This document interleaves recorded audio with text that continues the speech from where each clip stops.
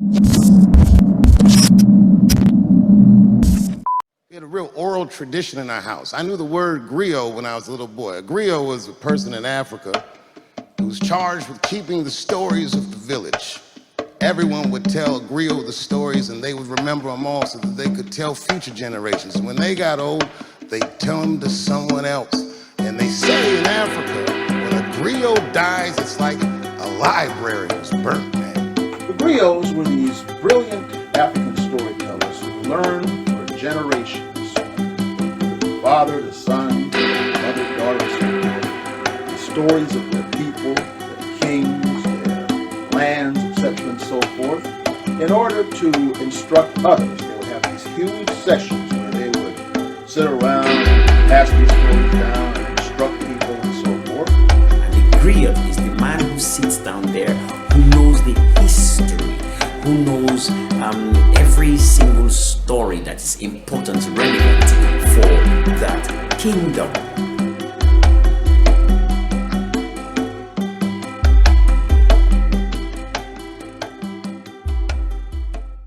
Hey, what's up, everybody? It's your boy Griot. Welcome to Griot's Word. Before I start off, I'd like to let y'all know, don't be a Sambo. Represent your people. Make sure y'all keep that in mind. So let's get it. Kyle Rittenhouse, the Kenesha murderer, brought across state lines with an illegal firearm by his terrorist mother, who allowed him to go into the streets and act and portray in a terrorist aspect against protesters who were fighting for the cause. This man just got $2 million worth of donations and contributions, and Ricky Schroeder, an actor, decided to go ahead and put $150,000 into that contribution. A famous actor. This man has played on The Champ, NYPD Blue, ironically a cop show, Locker 13, Crimson Tide. He's been on a couple things, and he decides to donate money to a 17-year-old boy who decided that it was appropriate to act as a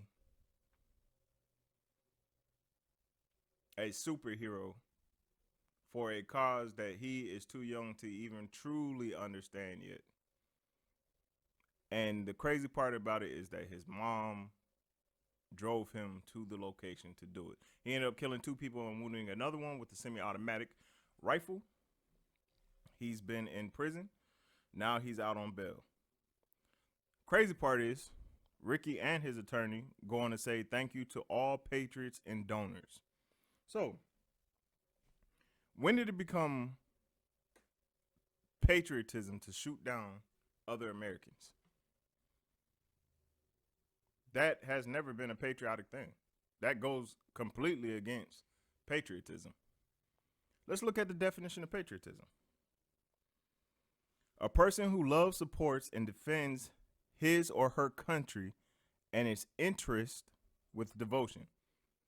Since when did the American people not equate to its interest? We're all American. So you feel that it's patriotic to shoot another American down in the street like a dog. That's ass backwards. Something that does not fit. It doesn't make sense. But hey, you know what? Ideology is a tool that can be used to crush or help build. And you guys are really crushing the American dream. Good job. I hope he goes to jail. I hope he is in prison. I hope he faces the gavel. White privilege is a thing, and I'm tired of it. Had it been anybody else, they would have either been shot, choked to death, or they'd be locked up for life. Already sentenced.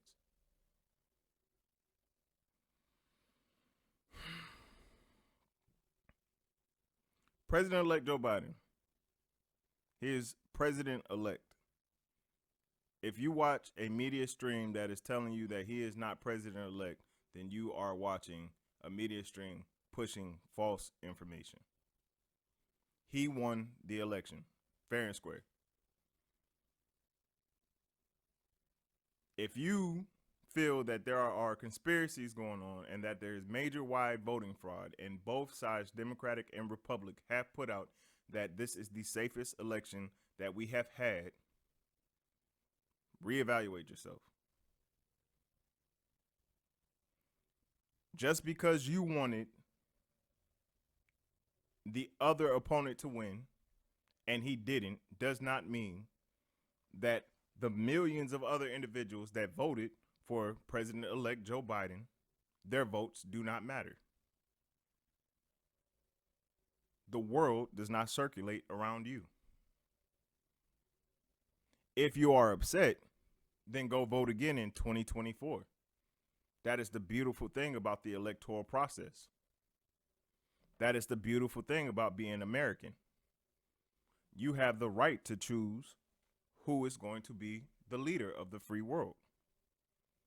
But the other beautiful side about that is that you have to also understand that, hey, everyone does not feel the way that you feel, and those individuals can go vote for who they vote for.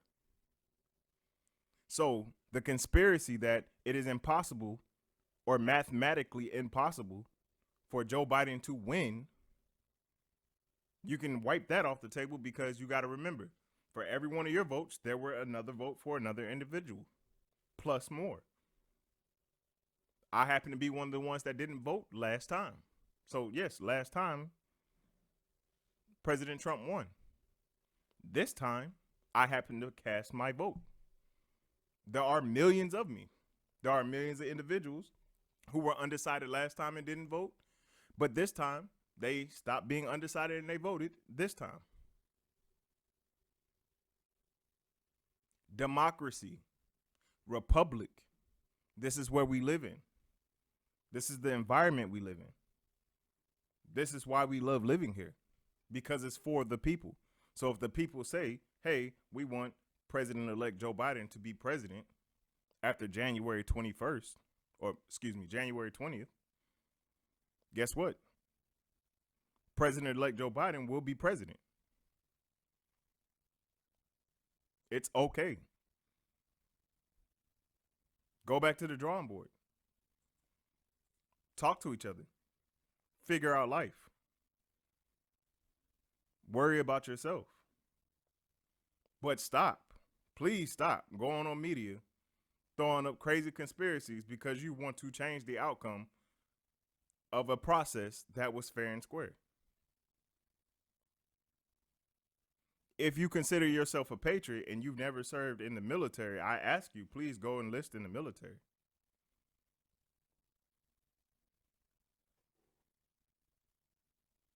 You guys have a wonderful break.